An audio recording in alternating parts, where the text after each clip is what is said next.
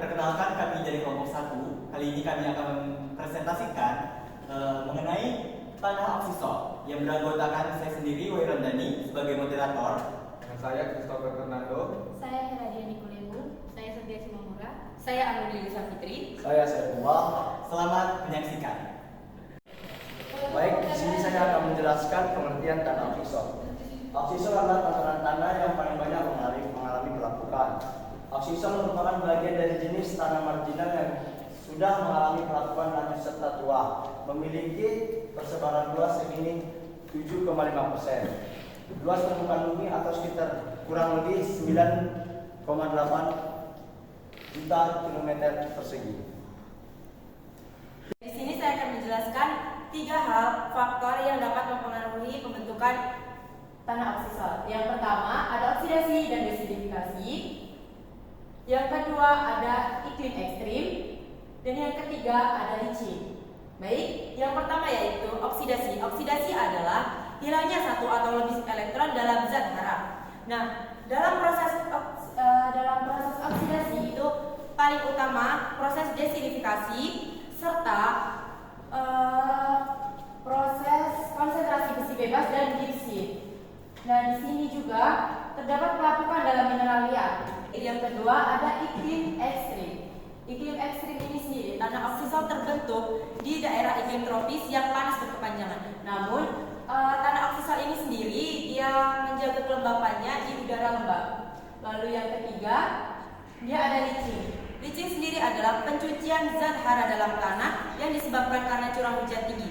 Nah, karena curah hujan yang tinggi itu, unsur-unsur hara semakin menipis dan di sini membuat kurang sesuai untuk pertanian tanaman pangan. Oksisol adalah salah satu jenis tanah asam di Indonesia yang mempunyai sebaran luas mencapai kurang lebih 14 juta hektar.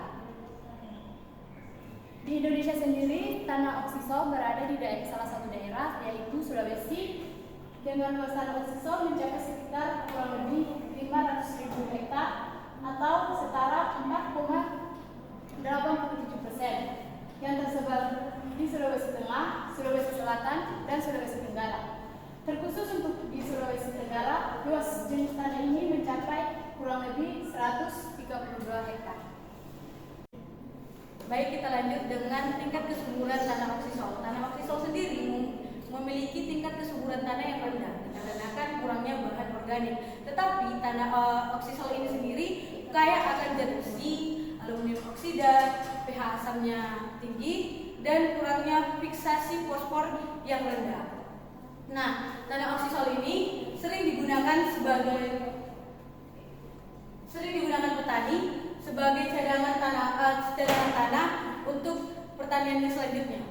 Tanah oksisol mampu digunakan bagi ladang pertanian subsistem dan perkebunan intensif seperti tanaman Saccharum officinarum atau nama lain dari tebu, Theobroma KKOL atau kakao, dan Coffea sp atau nama lain dari kopi, dan juga Musa paradisiaca atau nama lain dari pisang.